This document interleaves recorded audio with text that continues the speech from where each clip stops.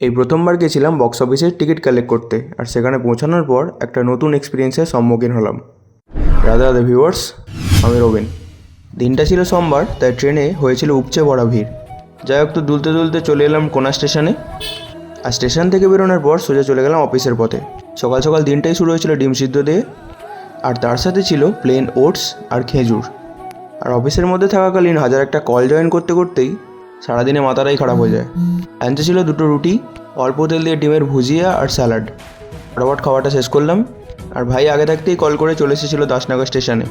তো ওখান থেকে আমরা বাইকে করে, এর আগেও দুবার আমি ইডেন গার্ডেনে খেলা দেখে এসেছি, কিন্তু নিজে থেকে টিকিট কালেক্ট করতে এই প্রথমবার যাচ্ছি। আর সেখানে পৌঁছানোর পর আমাদের চোখ তো পুরো চড়ক গাছ হয়ে গেছিলো। আমরা তো শুধু ভেবেছিলাম যে গিয়ে দেখলেই টিকিট নিয়ে চলে আসবো, কিন্তু এই উপচে পড়া ভিড়টাই আমাদের ধারণাটা পুরো চেঞ্জ করে দিয়েছিল। দীর্ঘক্ষণ সময়ের পর অবশেষে টিকিটটা হাতে পেলাম, আর টিকিট বার করতে গিয়ে আমাদের হাল খারাপ হয়ে গেছিলো। তো ওখান থেকে সোজা চলে এলাম কোনা স্টেশনে।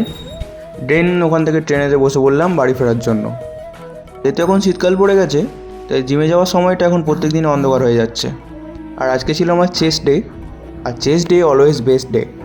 ফটাফট চেস্টের ওয়ার্কআউটগুলো কমপ্লিট করে কার্ডিও করতে লেগে বললাম। তারপর আয়নাতে নিজের বদনটা দেখে বেরিয়ে পড়লাম বাড়ি যাওয়ার জন্য। তোমরা প্রত্যেকে খুব ভালো থেকো, আর প্লিজ আমায় ফলো করো। হরে কৃষ্ণা।